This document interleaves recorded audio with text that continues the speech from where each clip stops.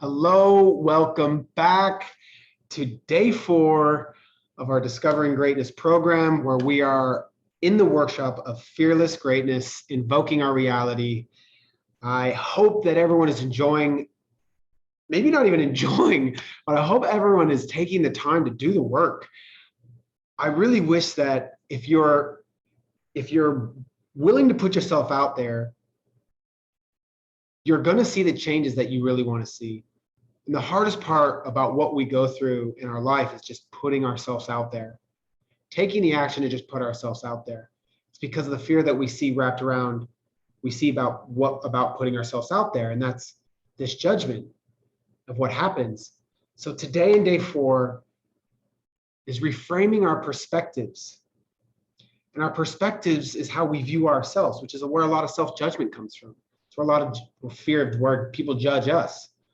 But when we reframe our perspective, we can start to create new stories in our head. We start talking about agreements and beliefs, the stories we tell ourselves. Through our stories is how we empower ourselves. And this is why I like to call this day in reframing our perspective, it's our storytellers, how we become storytellers. I hope everyone took the time to take those 3 deep breaths, really settled in before you got here, cleared out the day, and made some space to get to work. Now, day 1, we talk about understanding our present state, where we are right now, kind of connecting to how we got here. The power of altering our ego in day 2, understanding that we can create all of this within ourselves. And yesterday was day 3, was the magic of our words and how we speak and the weight that they carry in what they create and how we talk. So today, reframing perspective. How do we become better storytellers?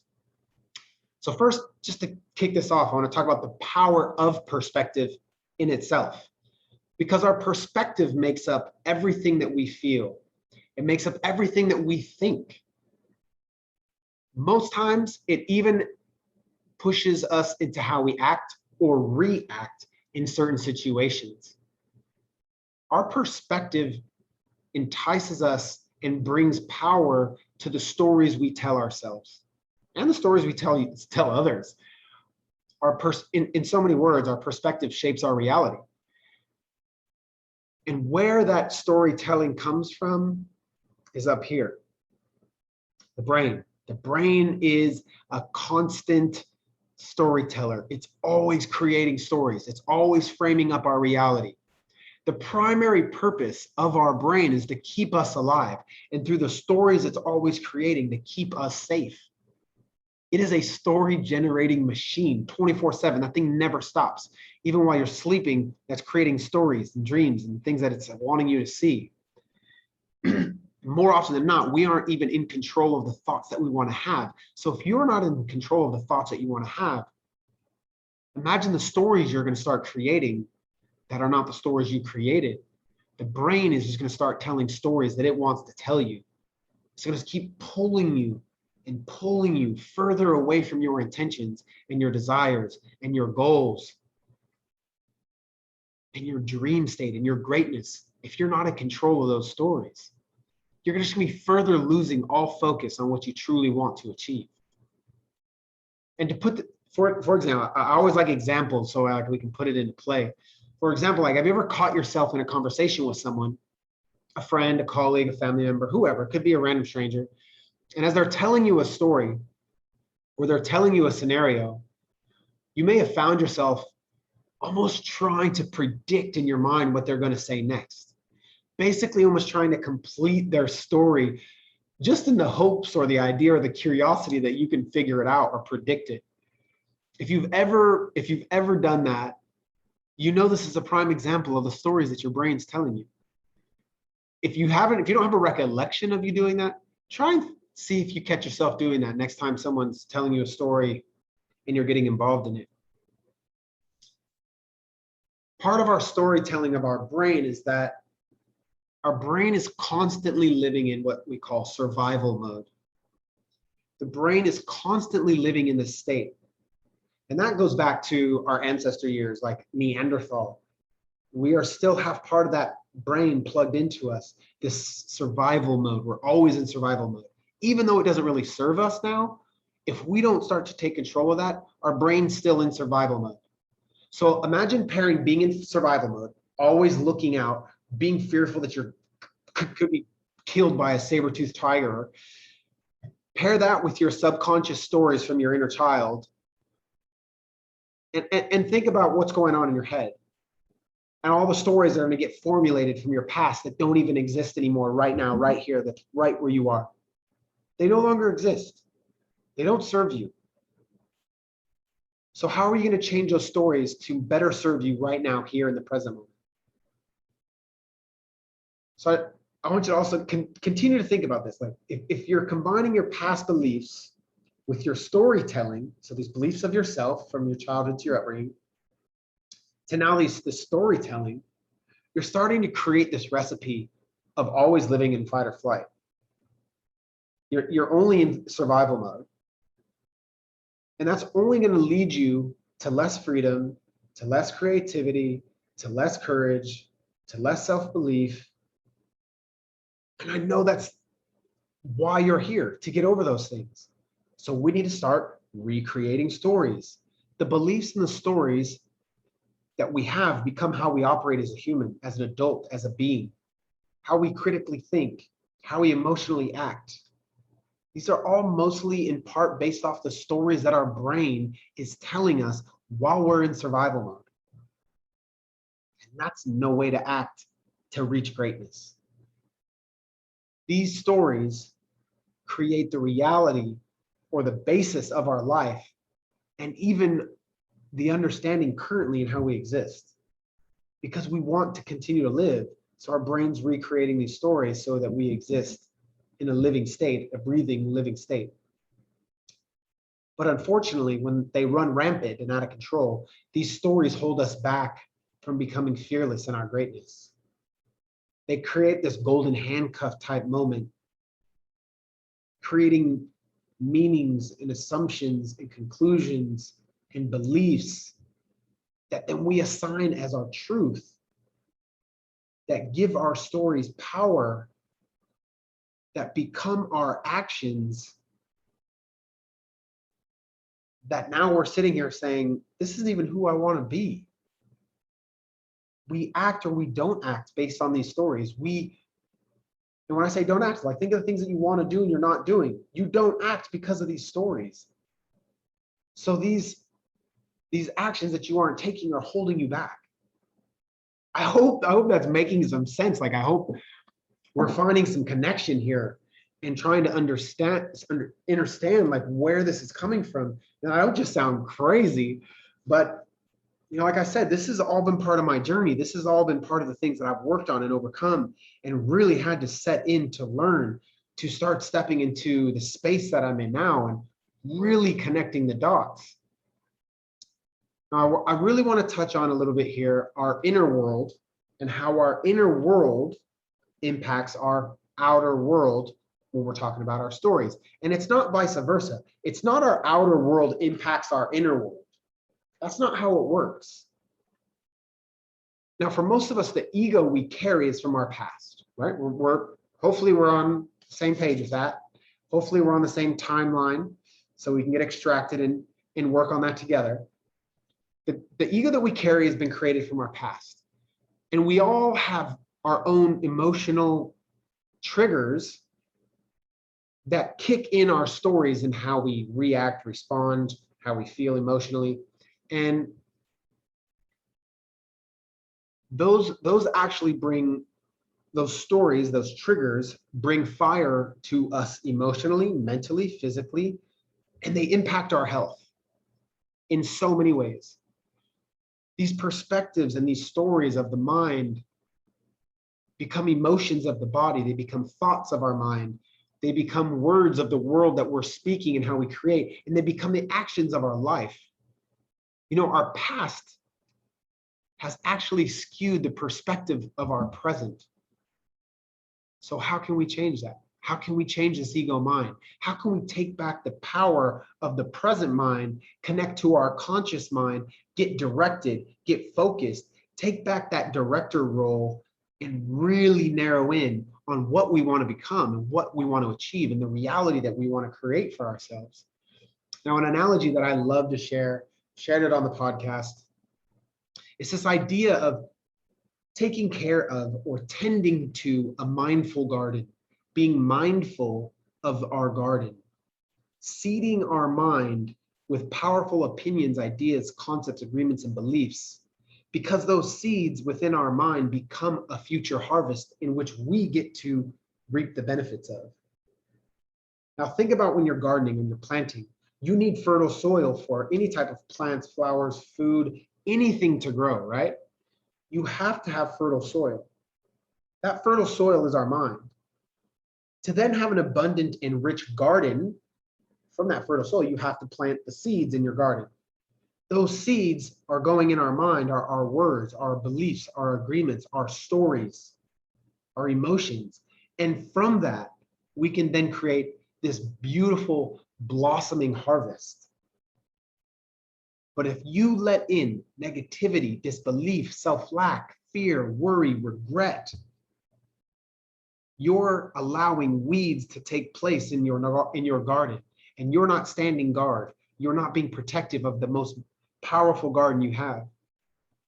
Now, I know we talked about getting out of the mind, out of the ego mind, but we can create the power of the ego that we want to have through our thoughts, through our words, through our intentions. We have to understand how these all connect. It's not just one way. There are so many forces acting together to create the future that we're going to invoke and the power of who we are. Now, this perspective can either be your fuel or it can be your poison. Your inner perspective literally frames up how you want your outer world to show up for you.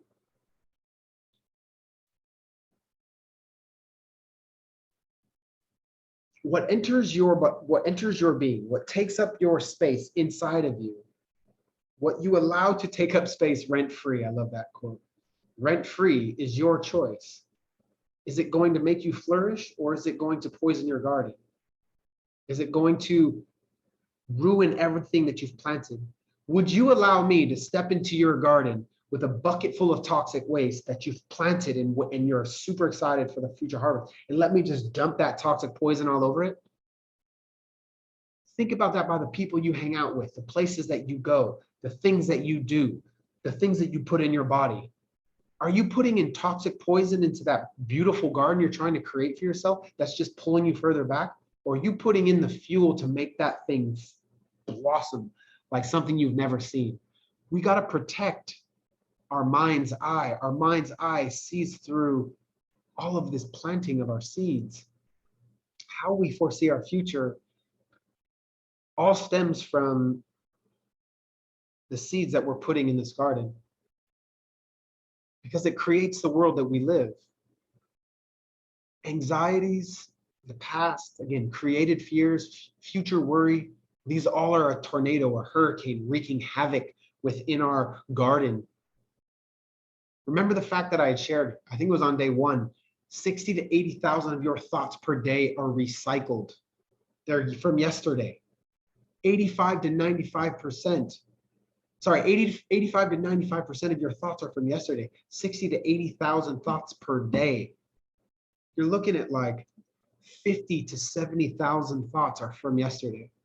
If you don't have a regiment, if you don't stand guard of your mental habits, your mind is in fear and you are going to create self-ruin.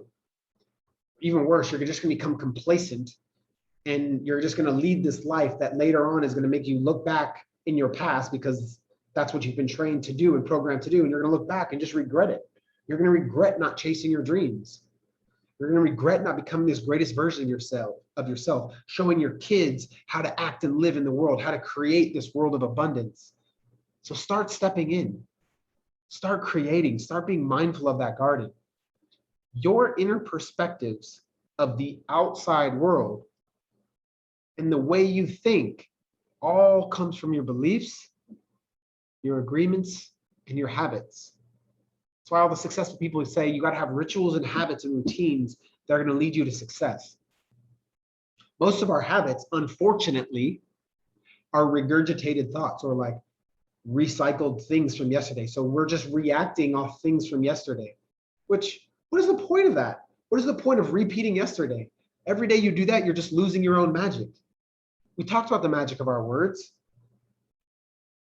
By not allowing yourself to live in the moment, to create right now, to not allow your past to bring in worry and regret, you're not allowing yourself to have newly created thoughts.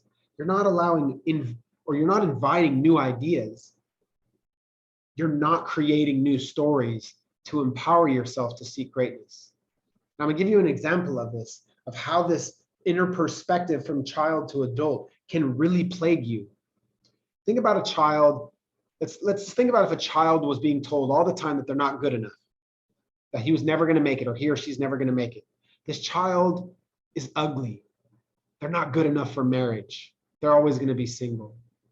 This child is told, maybe this child's told our world is a living hell and everyone in it is a bad person and out to get them. Maybe they're told, this child, that they don't have a voice and they shouldn't speak and to be quiet and to shut up. Maybe they're told these things to be quiet and shut up all the time in their life, and so they feel they don't have a voice. All of that inner perspective that child is going to carry into their adult life. And in that adult life, it's going to be the world that you see, or that child sees and lives in as an adult, because that's all it was told. That's all it knows. Imagine if this was your story. Imagine if that's what was your story and how you were brought up. So what is it that you want, and how do you want it, and how are you going to get it? If we want to create it, if we want to have it, we need to start empowering our thoughts, our beliefs, our desires, our stories, our words, to embark on the greatness that we all want to have, and the one that we all deserve. But I'm going to state the obvious.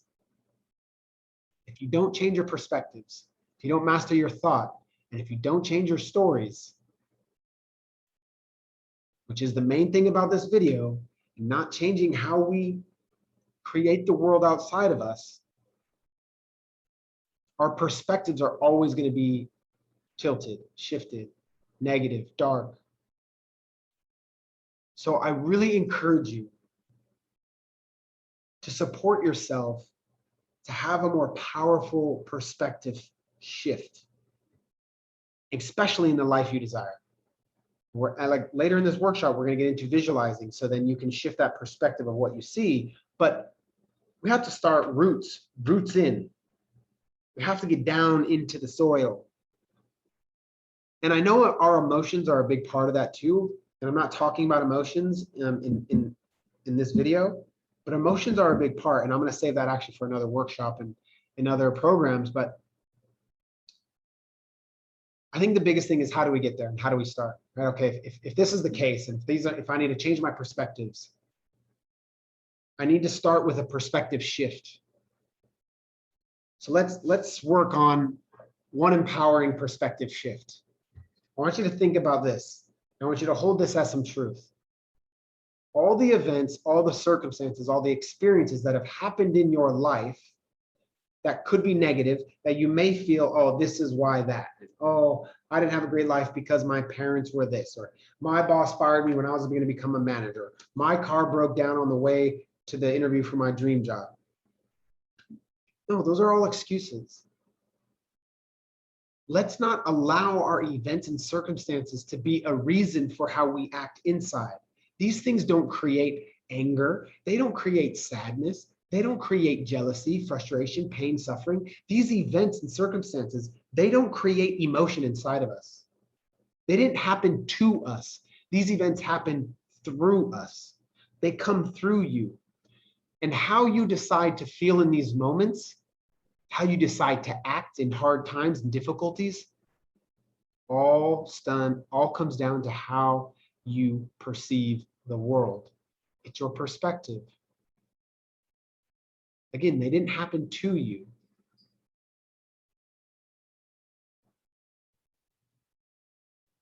I don't know what happened, but my internet just cut out. So I'm jumping back in. That was crazy.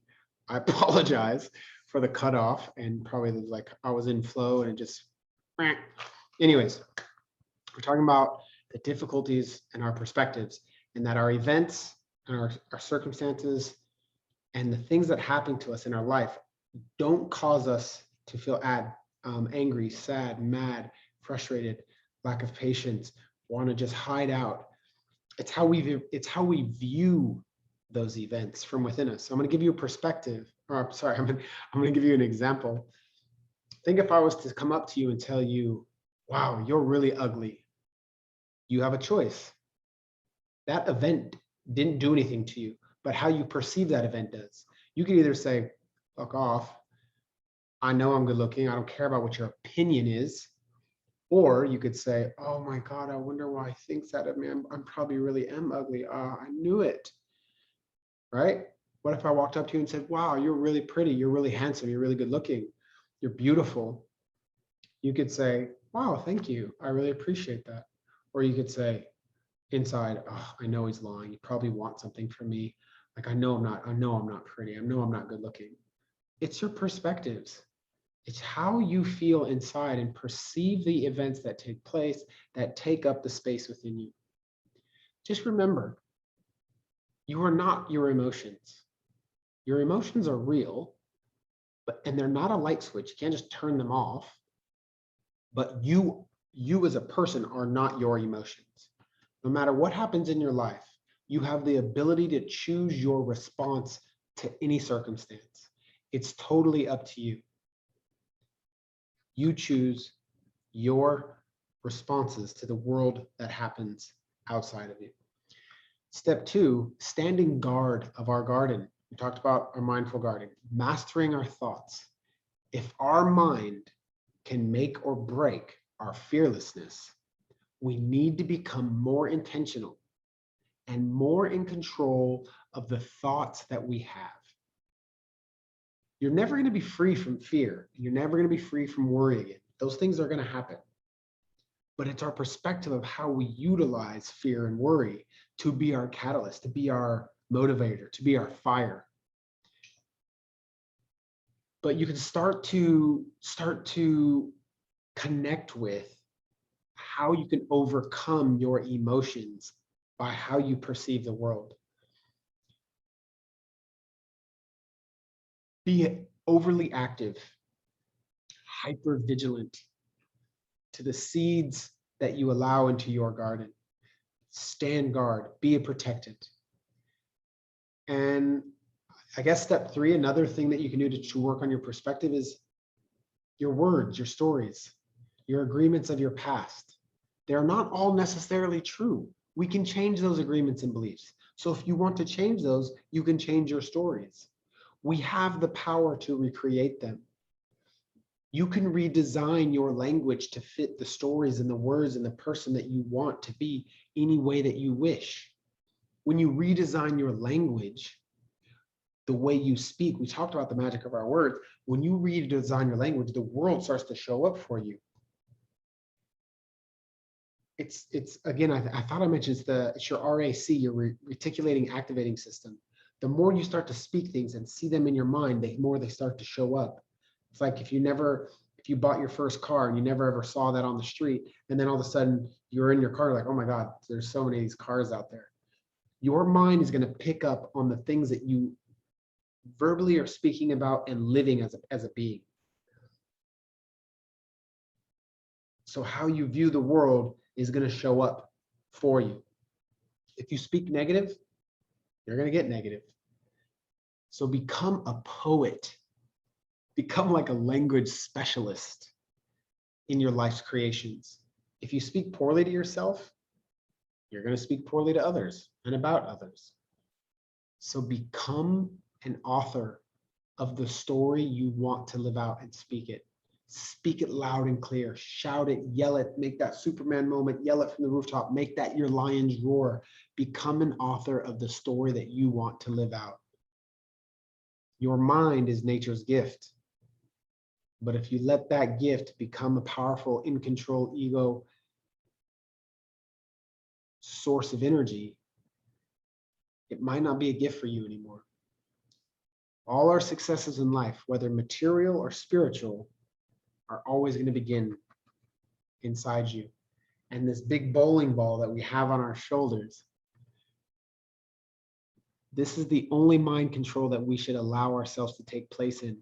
The mind control that we have of ourselves and our outcomes.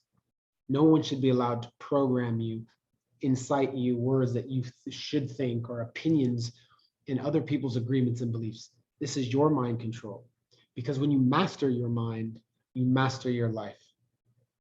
Now, to wrap up this day, I want to wrap up with another activity and exercise about how can we empower change over our emotions so we can transform our inner perspectives.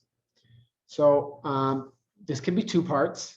It could kind of be two activities, or you can just choose one of them, but I'm going to give you two options if you can do both.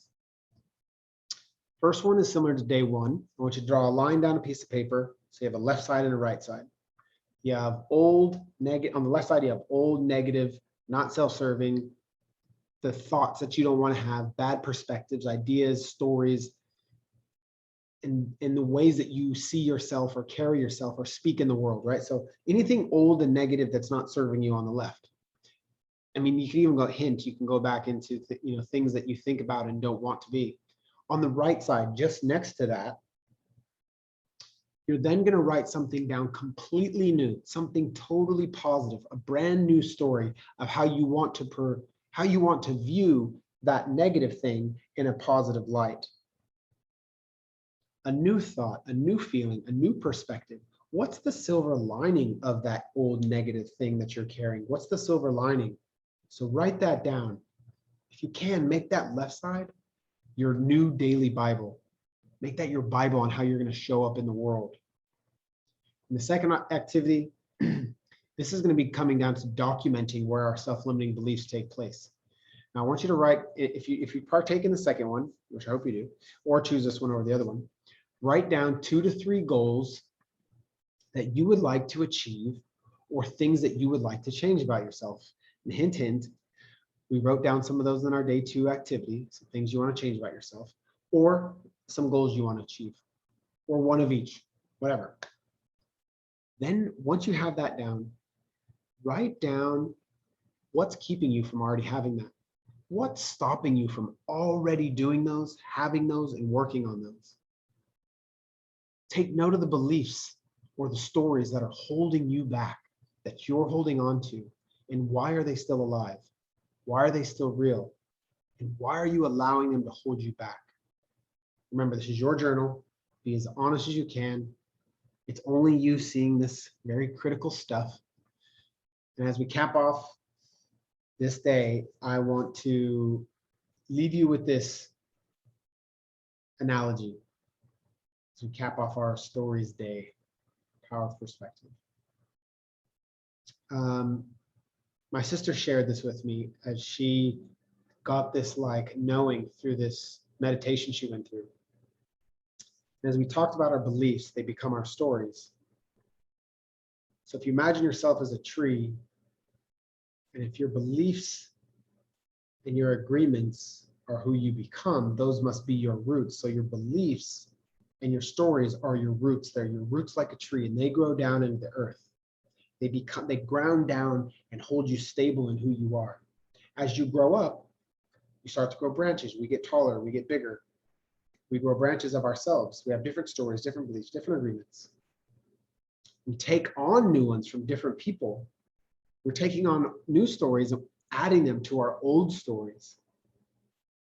When we don't take time to heal from the old stories, the ones that don't serve us, the ones that aren't pushing us forward, or we don't take time to rewrite them, we're basically putting new stories on top of old stories. We're masking our old stories with new stories. They're not healed yet.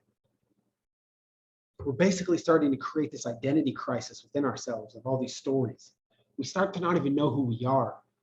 This is when we really start losing our authenticity. We start to chase and become what the outside world expects us or wants us to be. So then who are we? Because we all got all these stories on top of our old stories, and now we're totally discombobulated. And this is where complacency starts to set in. This is where fear begins, worry, anxiety, self-doubt. because of all these stories, we don't know who we are anymore. I'm gonna give you another little fun fact as we end this up. I'm wrapping up, I promise. Did you know that 26% of people experience a midlife crisis before the age of 40? 26% of people experience a midlife crisis before the age of 40.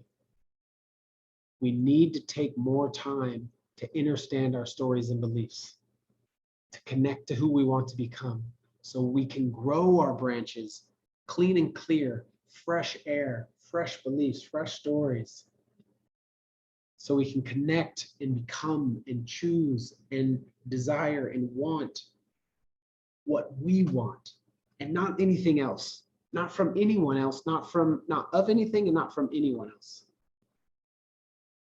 Remember, your roots become who you are. What are your beliefs? What are your agreements? All right, enjoy that activity. Enjoy those analogies. How are we going to change and reframe our perspectives to impact our stories, to empower our words, to bring us into a greater self of our own state, to empower our ego, to give us a new direction and focus on where we want to be, to heal our past, to step into our future. Take care. See y'all tomorrow.